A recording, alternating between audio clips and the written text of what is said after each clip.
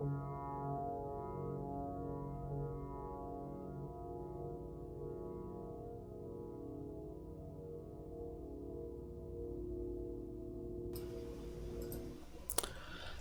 friends, this is Bill Huston with the Bill Huston Podcast, and we are going to bring you an exclusive today that you're not going to find out about anyplace else, but right here on the Bill Huston Podcast. Before we get started with the content, I just have to tell you that I need to raise a significant amount of money in a short period of time, like 30 days, or I'm going to have a severe change in my life that's unexpected and unwanted. So I really need to raise a couple of $1,000. So donations are appreciated in any amount to help me continue doing the work that I've been doing for the last 10 years. And you can donate directly by going to this link right here down below, tinyurl.com, donate to Bill Huston. And if you don't remember that, just remember Bill Huston's fracking resume. So just Google Bill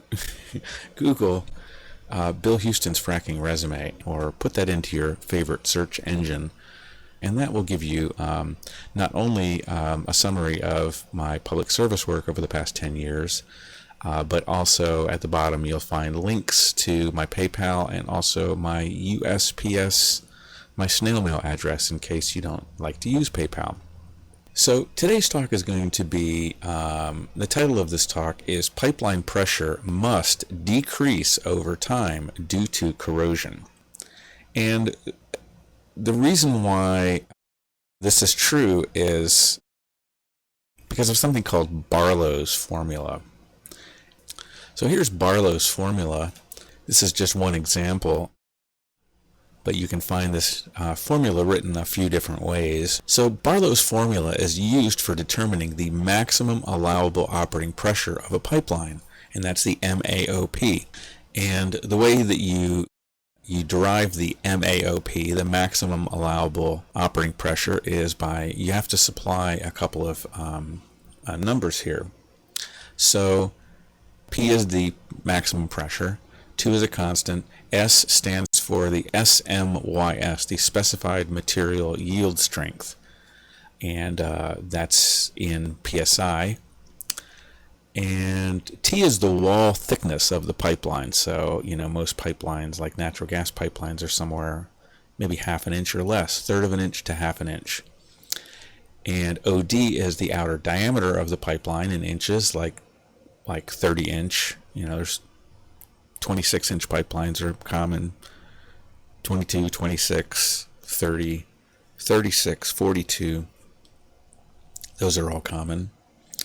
And SF is something called a safety factor, or it's also called the design factor. It's a number that's represented, that engineers, it's people doing civil engineering, that involves public safety. The safety factor, or the design factor, is a way of increasing the vulnerability to failures. So theoretically, if you increase the safety factor, you're going to be decreasing the mean time between failures. So let's look at some real-world examples here of Barlow's formula. This is Barlow's formula put into a spreadsheet. So we have the specified material yield strength, and this was the type of steel that was used in TETCO, the Texas Eastern Pipeline, and this, I found this in the some of the materials related to from PIMSA, related to the Salem Westmoreland County pipeline accident that happened a couple of years ago. So I looked up the type of steel it was.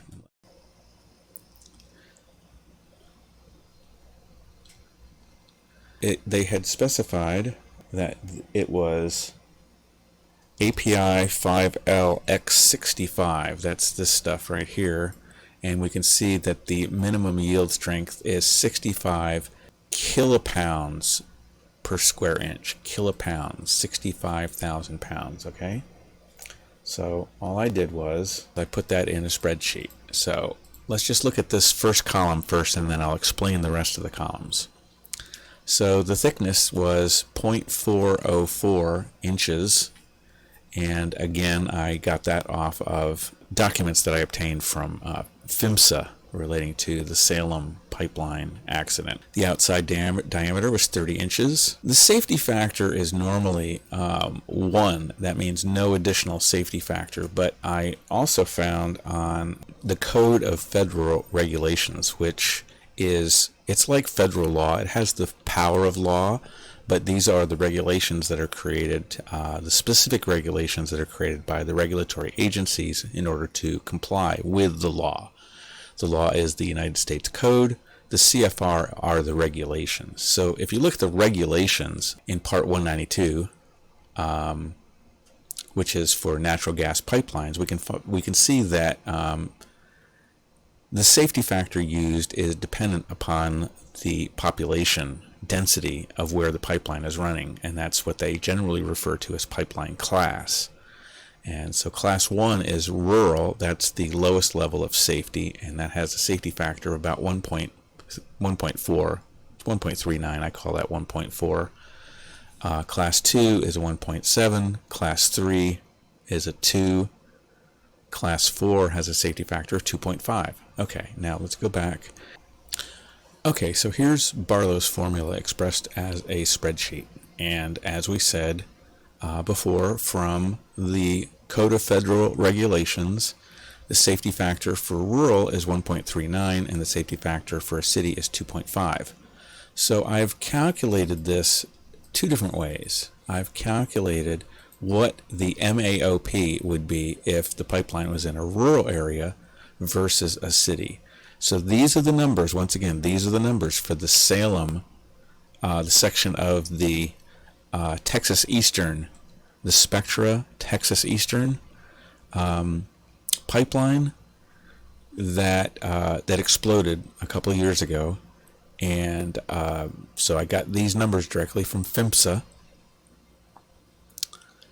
So if we assume that the pipeline was in a rural area, and it was, the pipeline that failed was in a rural area, we can see that the MAOP, when the pipe was brand new, when the pipe was brand new, the MAOP is 1250 psi.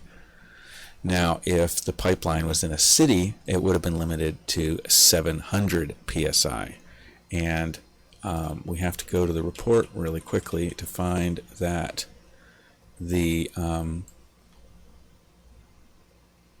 so here was where I found the pipeline grade. This was in the this is in a report that I obtained under FOIL from PHMSA, but it was produced by Spectra Energy Partners. So we can see there's the grade of the pipe, and we can see that the MAOP of the pipeline was 1050 psi, and it was operating at 1039 at the time of the failure. So we can see 1250 is pretty close.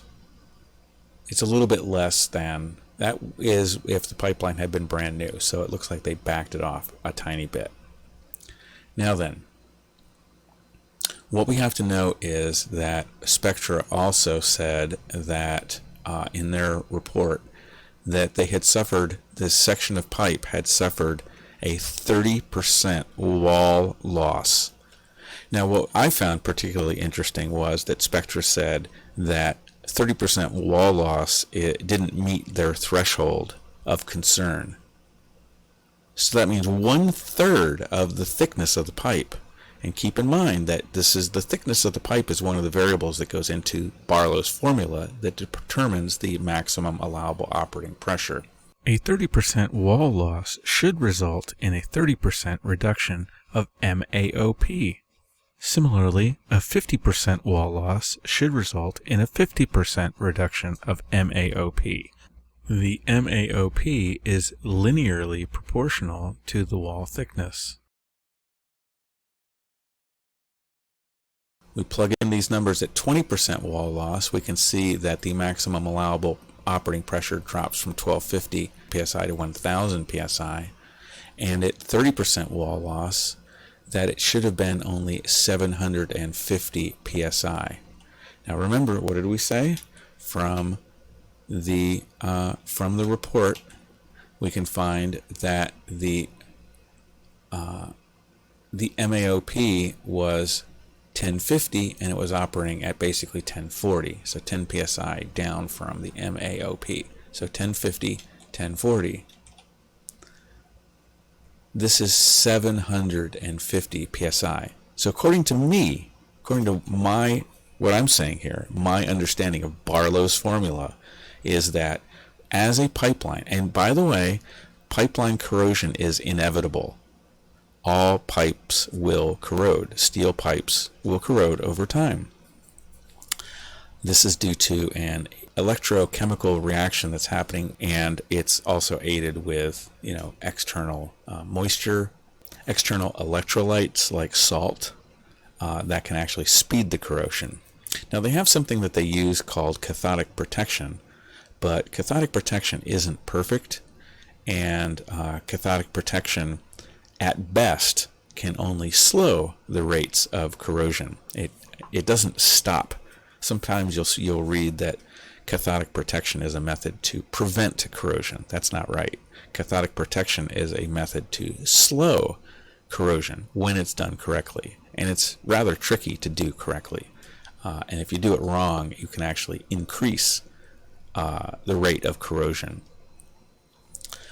So, as we can see, now, here's what's interesting. If you had lived in a city, you get greater safety protection according to the federal government. So, when we plug this into Barlow's formula, the MAOP is 420. So, at 1040 psi, 40, that was the operating pressure at the time, divided by 420, and it's 2.5, about 2.5 times. So what am I saying here? What am I doing with this? The pipeline in Salem failed because the operating pressure was 2.5 times higher than what the MAOP would have been set for had this pipeline been installed in a high density population area, and also if the MAOP was properly reduced due to what we find from Barlow's formula. As you reduce the wall thickness, you reduce the MAOP. They didn't do that. Pipeline companies don't do that. So let me try to wrap this up, okay? So what I'm saying is that if we look at the state of natural gas transmission lines in America, we will find that they are fragile and aging. And despite the best science and engineering, corrosion in buried steel pipelines is inevitable. The maximum allowable operating pressure is not being lowered for corrosion as indicated by Barlow's formula. Federal regulators at US DOT and PHMSA are complicit in jeopardizing public safety. Pipeline companies are aware of severe corrosion, yet do nothing. 30% wall loss is considered to be below the threshold of interest. Natural gas transmission lines are being operated at pressures far beyond acceptable levels of risk due to the need for corporate profits. And people who live near pipelines in rural areas are exposed to much higher levels of risk than people who live in cities. Pipeline companies never, unless they're ordered to by the government, they never reduce operating pressure. They only ever try to increase it. And if you want to have fun, go look up the following term in quotes on your favorite search engine, and that is alternate MAOP. In quotes, alternate MAOP. And that's going to show you the special program that PHMSA allows, supposedly to qualify older pipelines to operate at higher pressures than they normally would. So industry is pressuring the regulators to allow their pipelines to run at much higher pressures than they should be. This is a systemic problem with pipelines in the United States. These pipelines are old. Some of these pipelines date back to the 1940s. They're still in service. So we have 60, 70 years worth of corrosion on these pipes. It's a serious problem.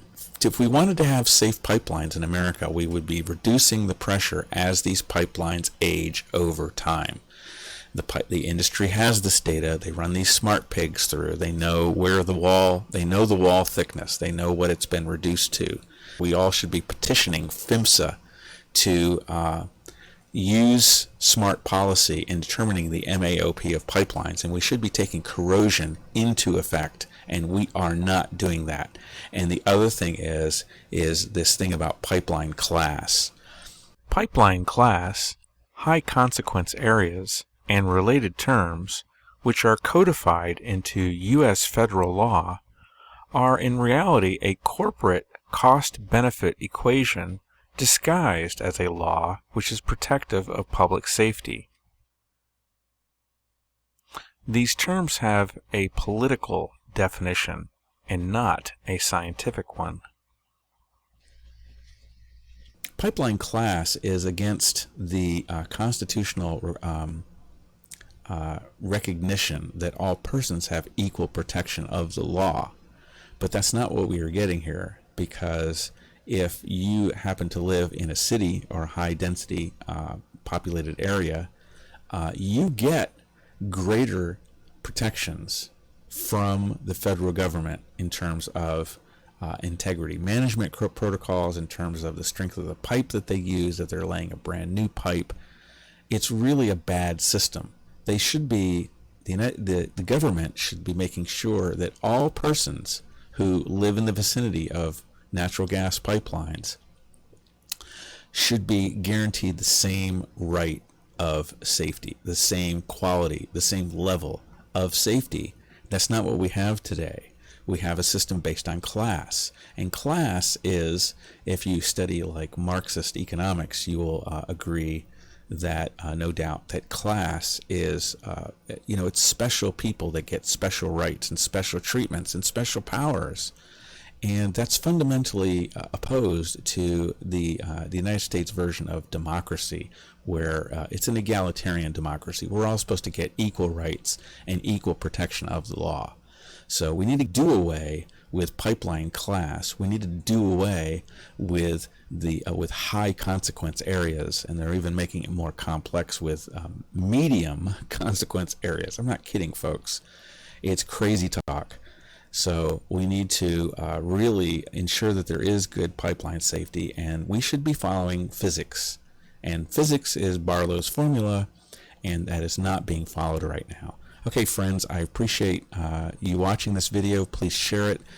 Really like the video, give a thumbs up, and be sure to subscribe to the Bill Huston podcast channel on YouTube and click the notification bell so that you'll see an alert whenever we post new videos. Once again, friends, I'm in a dire financial situation, and I really need donations in any amount. If you appreciate my work, please donate. You can donate on PayPal directly, tinyurl.com/donate to Bill Huston. They take about, I think it's about 3% of the total donation in fees. So if you don't use online payments, if you want to make sure that I get 100% of your donation, then please send a check or money order. You can send it to William Huston. Use my full name, proper name, P.O. Box 22, Endicott, New York, 13761. And you can get all that by just Googling or plug into your favorite search engine, Bill Huston's fracking resume. All the details are there. Please be sure to like this video. Be sure to subscribe to the Bill Huston podcast on YouTube so that you can get notifications of all new broadcasts, especially if you click the bell. And I just want to say thank you to my donors. I'm going to add you to this list if you donate anytime, any amount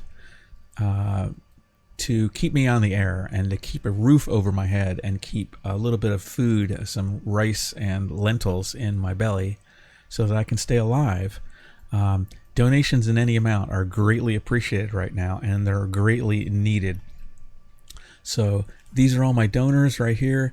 God bless you all. Thank you so much. Dave Decker, Becky Diorio, Roger Downs, Cynthia Ellis, Wes Ernsberger, Sheila Filmeridis, Mary Finneran, Adam Flint, Hope for Peace, Jack Gilroy, Heidi Goggins, Liam Goodacre, Dave Gorman, thank you, Gene Greger, Sarah Hess, Peter Huderberg, all these people, God bless you. I can't believe I have friends as good as you. So if you want to join this list of esteemed people, please just go to tinyurl.com/donate to Bill Huston. And if you forget that, then please just go to Bill Huston's Fracking Resume.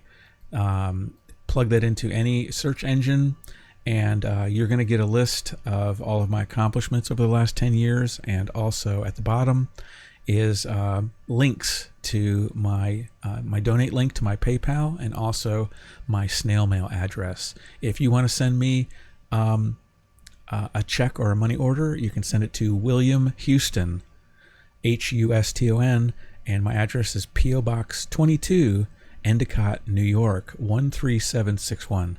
So thank you for watching.